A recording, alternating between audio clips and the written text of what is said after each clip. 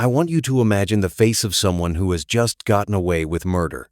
In their mind, they've cleaned every surface, practiced every lie, and buried every piece of evidence so deep that no one will ever find it. They feel a rush of relief, a twisted sense of pride, thinking they've outsmarted the entire system. They finally close their eyes at night, believing they are safe. But they aren't.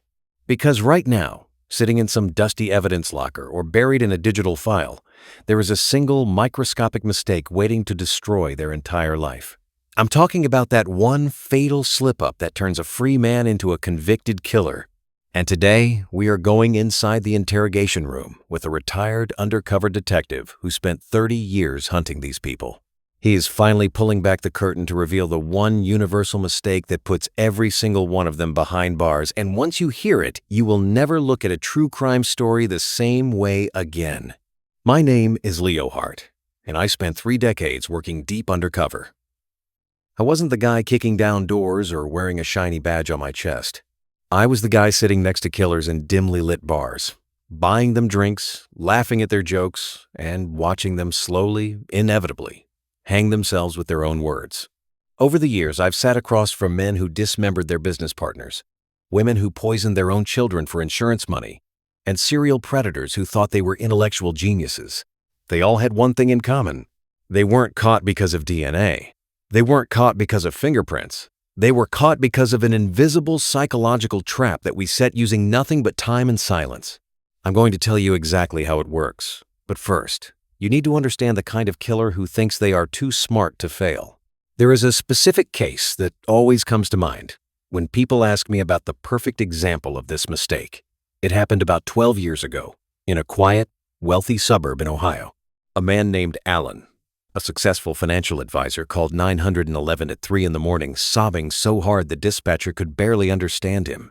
He told the operator that his wife Diane had slipped down the basement stairs while trying to fix the fuse box in the dark. He said he heard a loud crash, ran down, and found her neck bent at a horrifying angle. When paramedics arrived, Alan was cradling her body, his pajamas soaked in her blood, screaming that it was all his fault for not fixing the lights earlier. The neighbors stood on their manicured lawns in their bathrobes, watching this grieving husband fall apart. It looked like a tragic accident. A horrible, tragic accident. But when the coroner flipped Diane's body over at the morgue, he noticed something that didn't sit right with the fall story. She had bruising on the back of her skull, consistent with a fall, yes, but she also had deep, crescent-shaped indentations on the sides of her upper arms. These weren't bruises from tumbling down wooden steps. These were grip marks. It looked like someone had grabbed her violently and shaken her before she even hit the ground. That's when the local police made a very smart decision. They didn't arrest Alan. They didn't even let him know they were suspicious. They invited me in. My job was simple: become Alan's new best friend. I posed as a grief counselor sent by the Victims Assistance Program, a free service the police department offered to traumatized family members.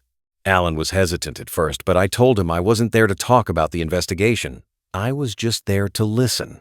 For the first few days, I sat in his living room, and I watched him perform grief like an Oscar-winning actor. He would stare at photographs of Diane for exactly 10 seconds. He was putting on a show, and he thought I was buying a front-row ticket.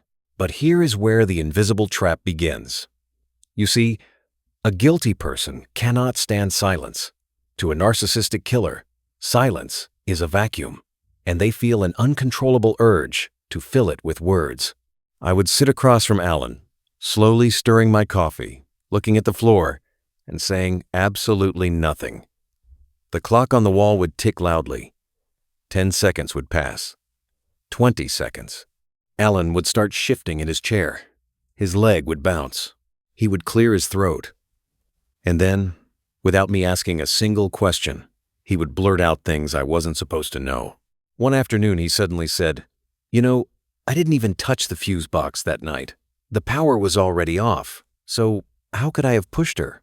I mean, how could she have fallen if I wasn't even near the fuse box?"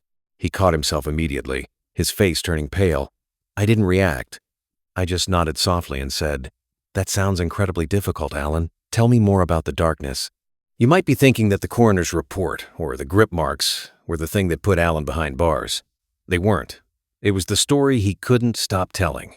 The fatal mistake that every killer makes is the inability to shut up. They craft a perfect narrative in their head, but narratives need an audience. The ego of a murderer is so massive that they genuinely believe they can manipulate anyone. When they see someone like me, a quiet, unassuming guy with a notebook, they see a platform, not a threat. They start adding details to their story that nobody asked for. Details that are designed to make them look innocent, but actually do the opposite.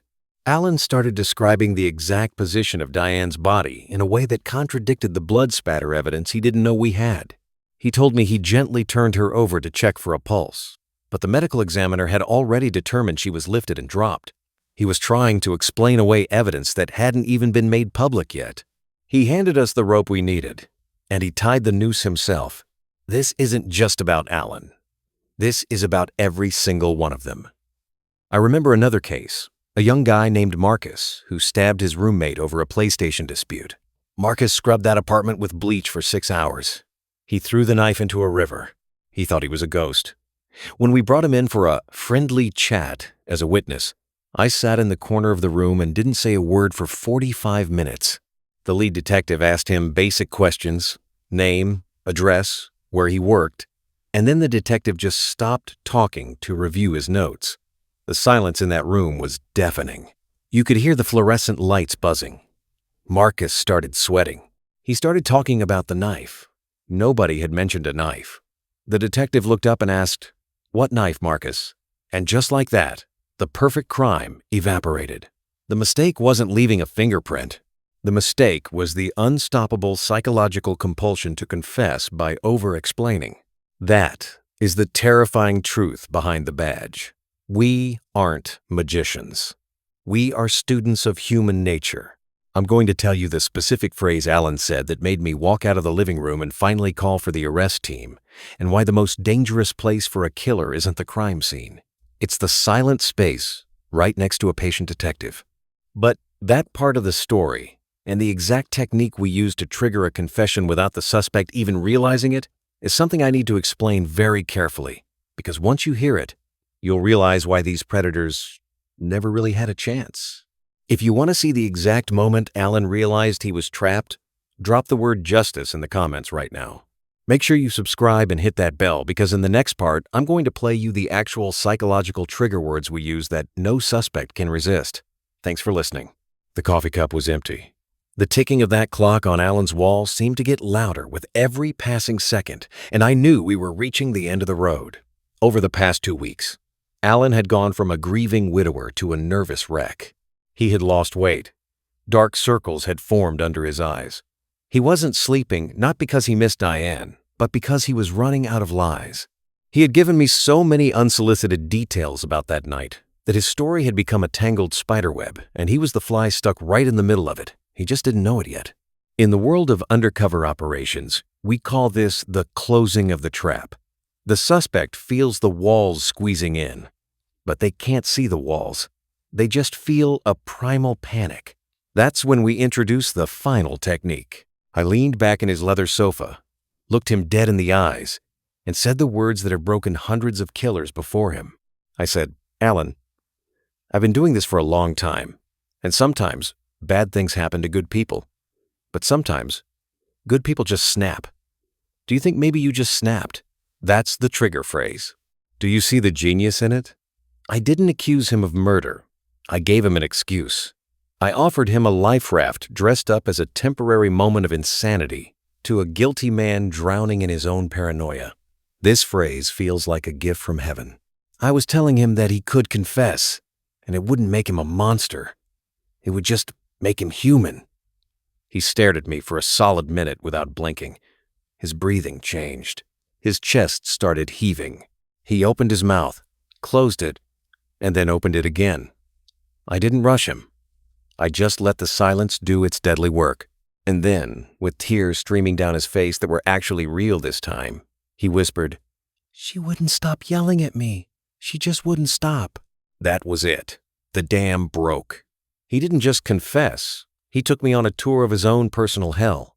He explained that the night Diane died, they weren't fixing the fuse box. They were fighting about money. He had lost a huge chunk of their savings in a risky investment, and she had found out. She told him she was going to leave him and take the house, the cars, everything. Alan didn't slip into a psychotic rage. It was cold, calculated rage. He admitted he waited until she turned her back to walk away from him, and then he grabbed her by the arms, exactly where the coroner found the bruising. He shook her violently, bashing the back of her head against the drywall before dragging her unconscious body to the basement door. He didn't throw her down the stairs in a heated moment. He positioned her body at the top of the steps, wiped the drywall dust off her hair, and then pushed her lifeless form down to make it look like a mechanical accident. He then sat on the couch for 20 minutes, timing it, before calling 911 to make sure the blood pooling looked right. This wasn't a snap. This was a premeditated execution disguised by a theatrical performance. But the most chilling part came next. After Alan finished his confession, he wiped his nose on his sleeve, looked up at me, and asked, "So, as my counselor, what happens now? Is this confidential?" That's how delusional these people are. They truly believe that because they are the main characters of the universe, the rules don't apply. I reached into my pocket, pulled out my real badge, not the fake grief counselor ID he'd been looking at for 2 weeks, and I placed it on the coffee table between us. The color drained from his face so fast that I thought he might pass out. He stared at the gold shield, then at my face, then back at the shield. I simply said, "Alan, I'm not a counselor. I'm a detective, and you are under arrest for the murder of Diane." The scream he let out wasn't one of anger. It was a shriek of pure, shattered ego. The man who thought he was the smartest person in every room had just realized he'd spent 2 weeks pouring his darkest secrets into the ear of the very person hunting him. The officers who were listening through the wire I was wearing swarmed the house within seconds. As they handcuffed him, Alan kept staring at me, muttering, "But you were so nice to me. You were so quiet." That was exactly the point. The one mistake that puts every killer behind bars is their inability to resist the quiet. In a world full of noise, a silent room is a mirror, and a guilty man cannot stand to look at his own reflection without explaining it away. They talk because they think they are smarter than the silence. They are wrong. Every single time, they are wrong. If you've made it this far, you've just witnessed the psychological blueprint of how good truly catches evil. It's not a high-speed chase or a dramatic shootout. It's patience, silence, and the ego of a killer. If this story gave you chills, smash that like button and subscribe so you don't miss the next deep dive into the dark psychology of the world we never see. I want to know your thoughts. Do you think you could survive an interrogation room without filling the silence? Or would your own mind start working against you? Drop your answer in the comments below, and I'll see you on the next one. Stay sharp.